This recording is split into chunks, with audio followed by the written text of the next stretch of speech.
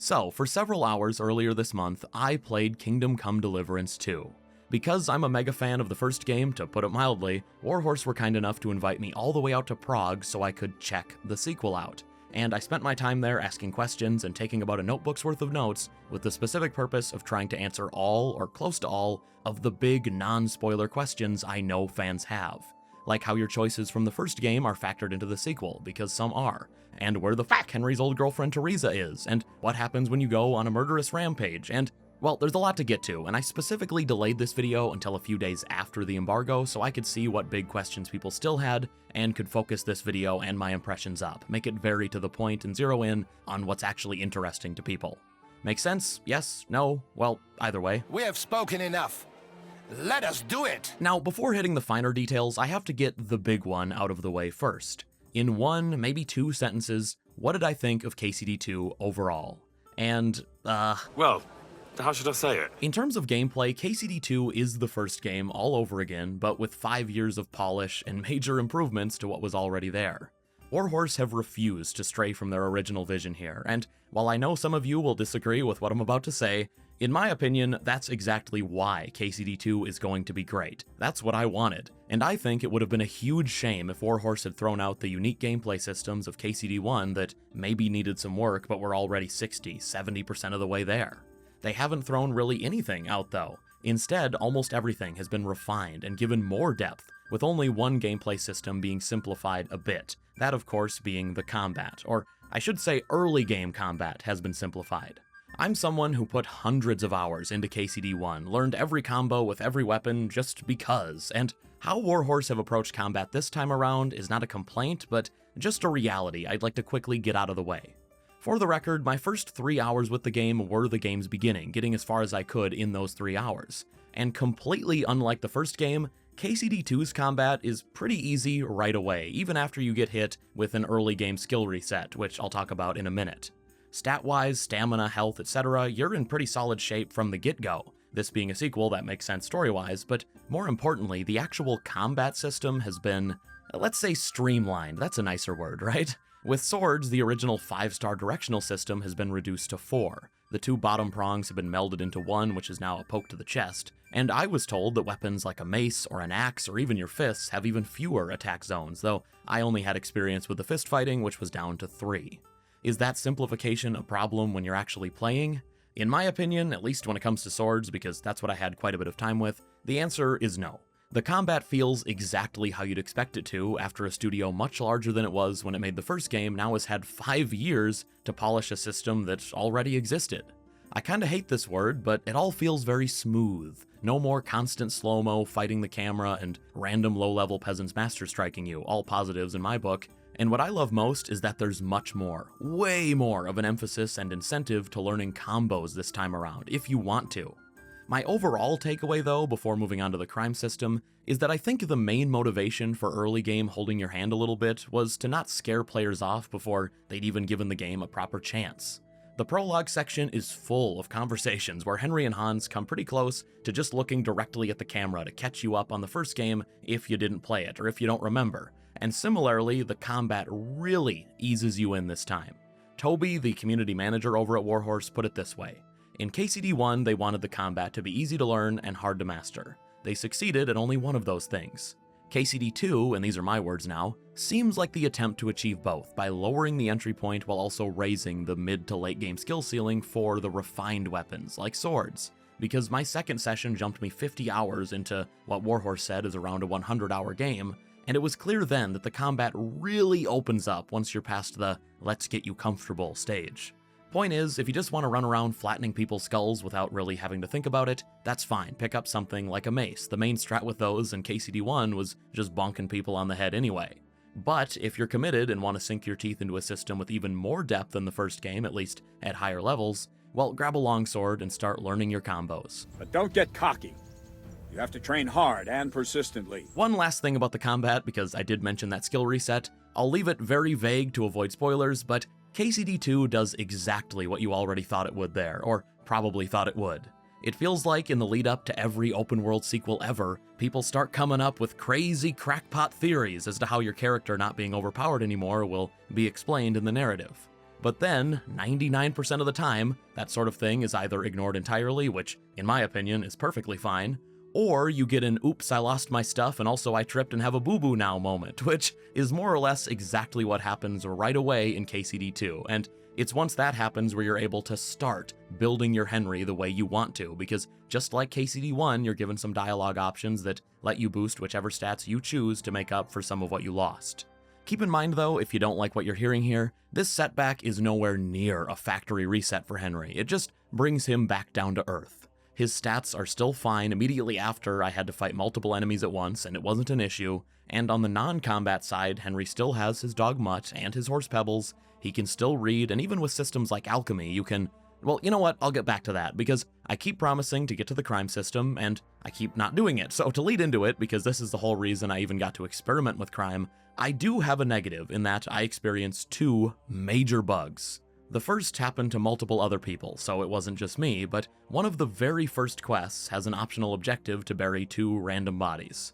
The second one just disappeared on me, swallowed deep into the depths of Bohemia, and, well, I was meant to bury it, so close enough, I guess, though I wasn't able to complete the objective. And as for the other bug I experienced, well, long story very, very short, but basically my wanted status from stealing something, because I stole something, conflicted with the quest I was supposed to be doing and just kicked me out of it. And someone from Warhorse was watching me at the time and came over to write down what happened because it wasn't meant to happen.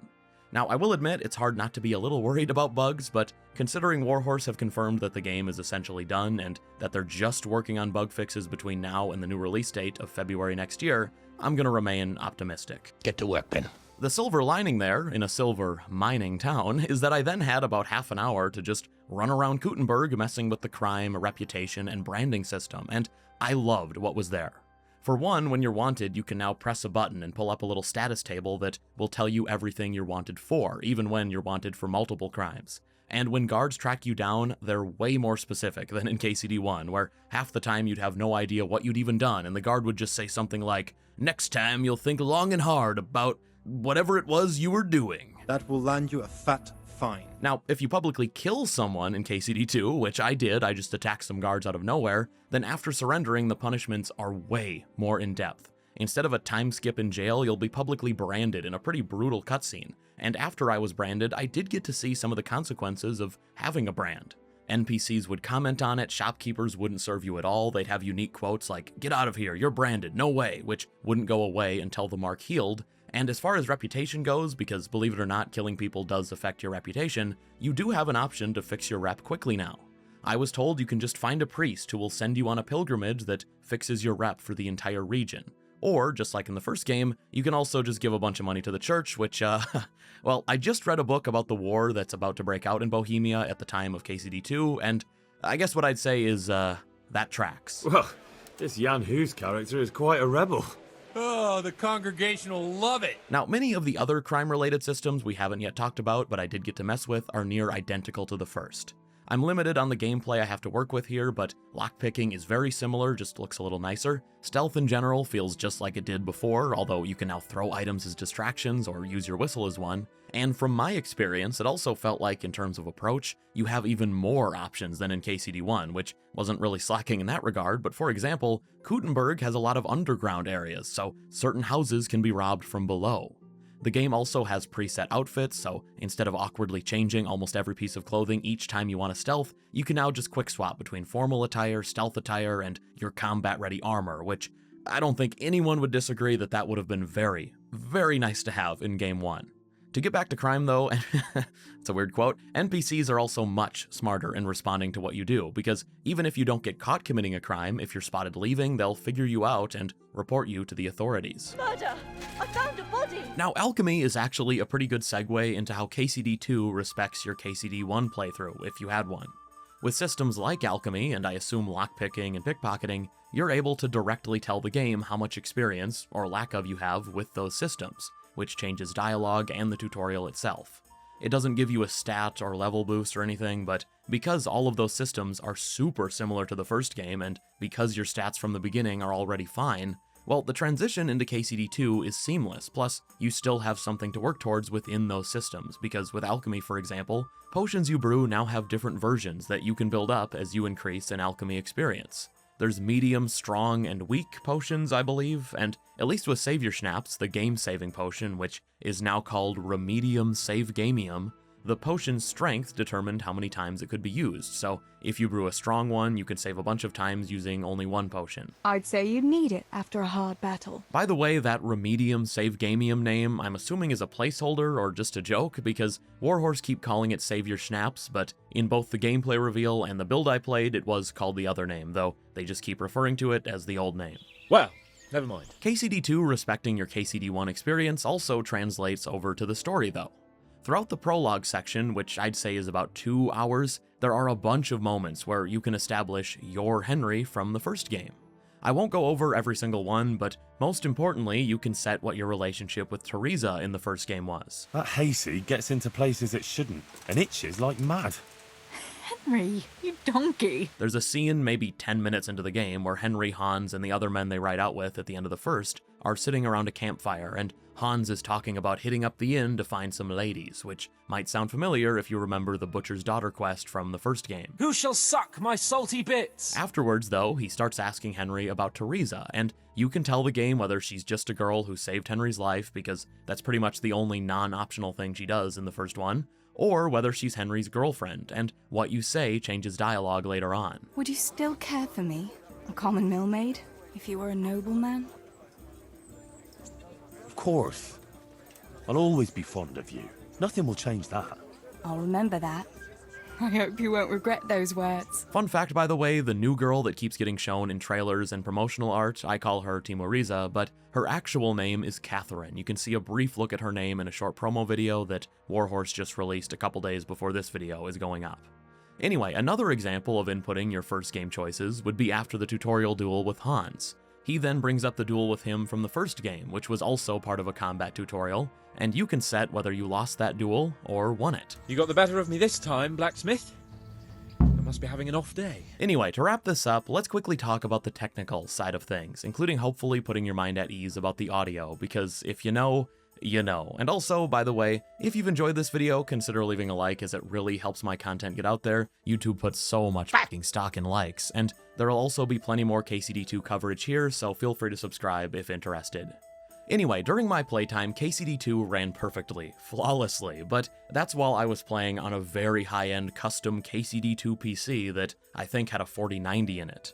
That said, Warhorse did mention that they're feeling very good about PC performance in general, so that should put your mind at ease if you're a PC player. Something of note, though, is that when asked as to whether they were considering doing a performance and resolution mode for consoles, you know, one favoring frame rate, the other graphics, they said no, just a flat outright no, at least not as of when the question was asked a couple weeks ago. Personally, I think by far the biggest launch risk KCD2 has right now, because the game itself is amazing, is the performance or maybe bugs, which is just another technical thing. That's the only hang-up right now. Hopefully the optimization is at least acceptable. I don't think any of us want a meltdown at launch because of a Dragon's Dogma 2 situation, but considering how beautiful the environments are in this game with hundreds of NPCs doing daily routines in places like Gutenberg, well, I'd be pretty shocked if consoles have anywhere near a steady 60 FPS mode at launch, and I think if you're expecting that, unfortunately, you'll probably be disappointed. My guess is a locked 4K 30 for PS5 and Series X, and maybe 1440/30 for Series S, again, hopefully steady 30 at least. I'm not too worried about it, as I'll be playing on PC, but not everyone will be, so fingers crossed it's at least solid. On the audio side of things though, well, did you notice that the voices in the 25-minute gameplay showcase sounded absolutely awful, like blown out and distorted? Here's an example. I'll gladly pay you. You certainly won't regret it. My bats are first class. Well, I'm here to tell you that that is not the game. That is the specific video Warhorse uploaded. I don't know what happened, but someone messed up, because in my time with KCD2, the audio was perfect. For comparison's sake, here's a clip of Henry talking in the gameplay showcase. I reckon you want to know who I am, right? I'm Henry. And here's a clip with much better audio in the extra footage press were sent to edit with. You're from Lord von Bergov. You don't look like it. I know most people don't care about that sort of thing at all, but I noticed it immediately, and there were enough comments pointing it out that, well, I had to say something. One last thing though, KCD2 does have cats now. I spotted a few in Gutenberg, and there is at least one in the gameplay reveal. Anyway, that is all for today. Thank you so much for watching, and thank you so much for having supported my channel to the point where I even got to do this. It was really special. Thank you so much to Warhorse for inviting me. Toby, the community manager, told me that he specifically got me invited, which was so nice of him. Thank you, Toby. Thank you to Jess and Birchin for helping me get all of the logistics figured out and help on the day of the event. And yeah, it was just amazing. I'm gonna go collapse now. If you haven't been able to tell, I'm sick and have completely lost my voice, though I did my absolute best to disguise that. I'm kind of giving up the facade now, and, well, if you're only realizing it now, hopefully that means I did an okay job, just drank a lot of water, plus recording took me like 20 times longer than it usually does. Whenever I laugh, I sound like the cackle at the start of the song Lucretia by Megadeth. Look it up. Anyway, that part was completely unnecessary, so see ya.